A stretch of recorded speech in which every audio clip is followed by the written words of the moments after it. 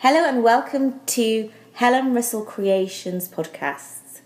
And today we're with the woman herself, Helen Russell. Hello, how are you? I'm very good, thank you very much. So tell us a little bit about your background and where it all began. So I trained at Manchester Met probably about 14 years ago now, and I did three-dimensional design. I specialised in ceramics, but I was also really loved product design. And I had an absolutely inspirational product design teacher who told me that there would always be room for work that made people smile and laugh, and that actually it was quite perfectly all right to embrace this inner child that doesn't seem to have ever vanished. And really sadly, he died in our second year. Oh. So that kind of whole inspiration vanished a little bit, and I kind of lost my way, I think, then. But I loved the course, and it gave me an absolute amazing grounding in all kinds of materials, kind of wood, metal, ceramics. Just a brilliant experience. And I was really lucky as well that I'd had absolutely fantastic teachers when I was at school and at college in three-dimensional design. So I had a really supportive, good background. Your journey's been quite an interesting one. I mean, you went into a different job, didn't you? Yeah, I absolutely bottled it after university. I did my degree show and I just didn't feel ready to kind of present myself and my work to the world, which in hindsight is a good thing, because I was trying to do a very different grown-up style of work at that point, and just wasn't me, and I couldn't sell it, and I just wasn't comfortable with it. So I went and did arts marketing and kind of business development for some public arts organisations around the country, and that was really great. That gave me a really good business grounding. Doing all kinds of things, from promotions to strategic planning for the Arts Council to all kinds of stuff. It was brilliant, and those skills have absolutely transferred into what I'm doing now. Don't regret any of it at all. I loved it at the time. Worked in tourism, doing similar things, and that was really interesting. And actually, those jobs were the ones that put me in touch with the galleries that I work with now. Some of them, like the Platform Gallery at Clitheroe, was on my patch, so I kind of knew that venue really well. So when I decided that this was what I was going to do, I kind of already had some contacts and knowledge of the crafts industry in particular, and that was really useful. Yeah, so it kind of gave you a good recce of the arena that you were actually going to go into. Yeah. So, and just recently as well, I say just recently, in the last 2 years, you've kind of rebranded yourself. You've created this whole new world, Helen Russell Creations. So tell us a little bit about the home that you live in now. I love being outside. I'm just at my absolute happiest when I'm traipsing around in mountains or forests or mud. And I've always been really interested in nature and plants and things. When I was younger, I was convinced I was either going to be a botanist or I was going to work as a ranger for the Forestry Commission and things like that. I think when I was younger, I didn't actually realise that those jobs existed. So I never pursued that, but I've always had a real love of being outside, and the wilder the place, the better. So I've always been quite observant of nature and plants and animal behaviour and things. When I started my work for Helen Russell Creations, I was actually doing jewellery, and then it just wasn't me. It was that whole thing of trying to do something serious, and I'm not.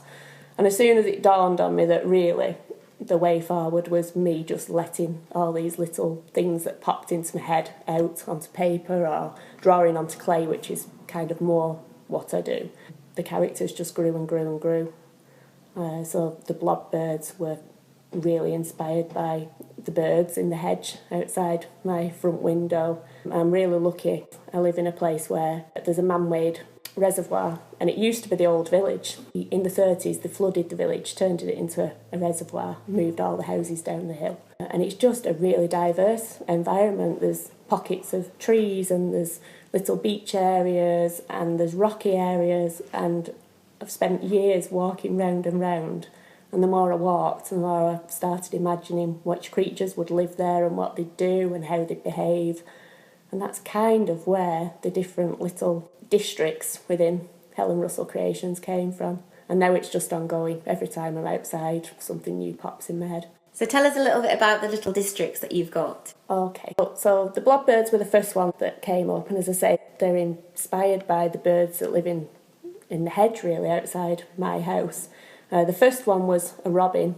He was the first character that ever appeared, And he used to hop onto the windowsill and he'd try and watch the television through the window.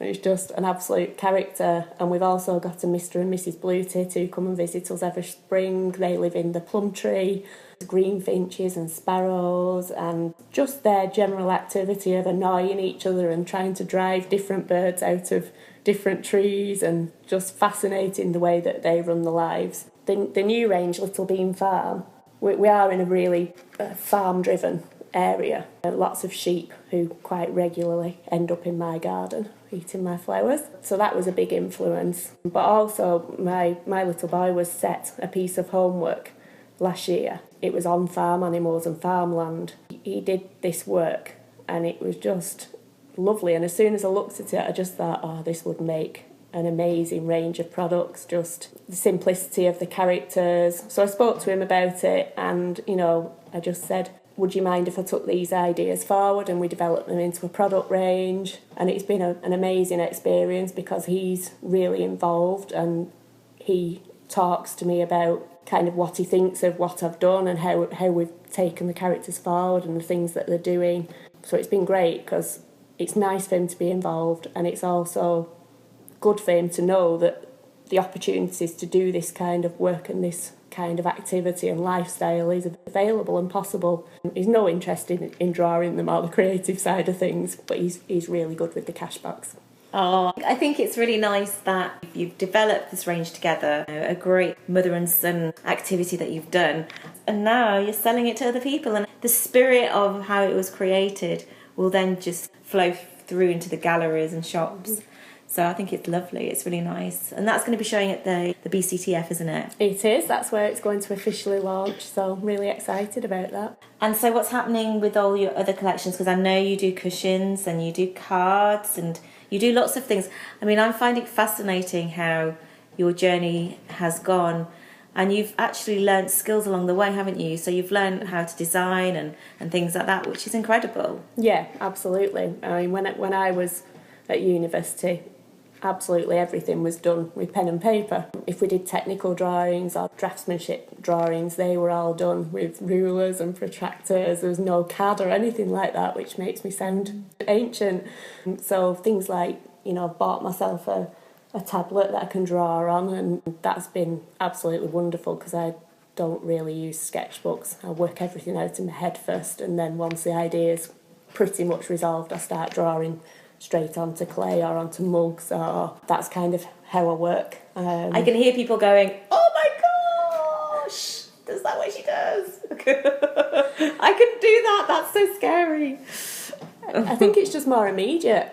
I think I've found for me that if I spend time putting it into a sketchbook, the immediacy of the ideas kind of loses me. I feel like I'm trying to force it, whereas actually the ideas are generating all the time just as I'm walking. Yeah. By the time I've finished a walk, an idea for a mug or a cushion or a greetings card will actually be formed. So then it's just a case of going back to the computer or back to, you know, look at fabric and things, and it's the design's there. It's in my head ready to go. So just get it down on whatever medium it needs to go down on then, and it's done. Do you feel like developing your skills has given you the wings to fly and also create other collections like the Little Bean Farm and things like that? It's giving you the confidence to do that? Yeah, absolutely. I love playing with new materials and new techniques, and I think when I first started out, I had this preconception that I think I thought that everything had to be done in one material, and that I was a ceramicist because that is what I'd trained in. Actually, it's the characters that are absolutely central, important to my work. So everything develops around the character, and the character influences what type of materials are used and what processes are used. Some characters are they work far better in sculptural form, and I'm not sure they'll go much further than that, whereas other characters are more of a surface design, and I'll take that forward into the greetings cards and things as well. Yeah, it depends how they speak to me and what they want to be featured on. Yeah, because sometimes you dream about them, don't you? And they give you sleepless nights. And Just a little bit, yeah. It's not so bad now that I've escaped from working on the kitchen table, but yeah, they're always there. They're everywhere. Where your studio's based, it's beautiful. It's It's in Crag Vale and it's in the hills, and the landscape is just amazing. It's just so inspirational here. So does that help as well, being in this surroundings? Definitely, yeah. Every morning I do the drive. It's about 20 minutes from where I live, which is perfect thinking time for what needs doing that day. The journey's just different every day. The light changes, the colour of the heather changes. Some days you can't see anything because it's just foggy the entire journey, and it's foggy all day. Other days you can see for absolutely miles and miles. So it's really inspirational, and it's absolutely fantastic for your soul. I think it's important. It's important to have beautiful things around you. And it's been really interesting as well because it's a business space rather than a creative hub as such. So the people that I'm in contact with run all kinds of very different business to mine. There's accountants, there's people that do hoist equipment for children and adults with disabilities, and it's been really good because they offer a very different view on what I'm doing, and it's been great for generating business in other sectors as well. So I'm really glad that I chose a more neutral base rather than somewhere where there's lots of other creative people working. I don't think I'd get anything done if I was around creatives all day. Oh no. Too much of a chatterbox. Too much cake going on, I think. Yeah. So what's your plans for 2015? I know you've created the Little Bean Farm, so you're obviously pushing that out and showing that at BCTF. What else are you working on? I think it's going to be a really, really exciting year. I'm working with Royal Stafford Pottery on a range that will sit under my flower garden section, and that's just been amazing to see an absolutely different way of producing and how they work, and the history behind that and the history behind the company and some of the other amazing designers they work with. So that is an ongoing experience, and it's just one that I'm thoroughly enjoying. There's a few other top secret things in the pipeline as well that might or might not come off, so I'll have to tell you about that some other time. And I think I've actually realised as well this year that maybe I just need to spread my wings a little bit further, so I'm hoping that I can look into maybe going to one of the London shows as well, or at least applying for one of the London shows this year with a view to taking myself and my critters down to the Big Smoke next year. Brilliant. Thank you very much. Thank you. If you'd like to know more about Helen Russell Creations, go to www.helenrussellcreations.com. Thank you for listening.